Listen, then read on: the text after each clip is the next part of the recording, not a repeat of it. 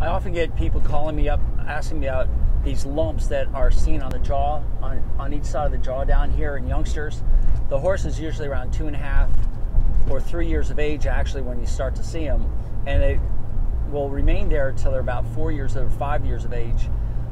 What's happening is, I want you to picture in your mind a rocket ship taking off from Earth, and as it lifts up, the rocket is firing down against the Earth, so there's a reaction against the Earth that's lifting up. And that's what's happening when the tooth is erupting. As it comes up through the into the permanent space, it's pushing down on the jaw and creating these lumps down here. You can also see them up here at times, but it just isn't as prominent as down here. They're non-painful, they're not hot, and they can be the size of a small, like a golf ball. They can sometimes get as large as a handball, not usually the size of a tennis ball. That's really unusual, but they can be unsightly, especially for a halter horse. It's kind of like, oh my gosh, you know, what can we do about this, doc? And there's nothing. You just have to wait for the tooth to erupt.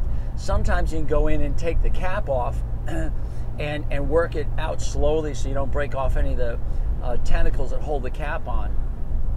But it's a normal process that they go through. Just like teenagers kind of look gawky, these youngsters often get lumpy jaw, and not to be confused with the disease lumpy jaw, which has nothing to do with the jaw, or the eruption of teeth, I should say.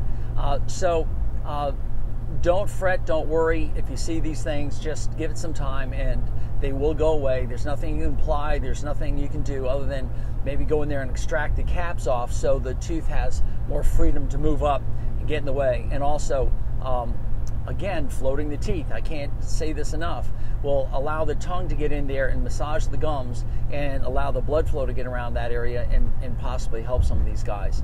All right, so that's jaw lumps.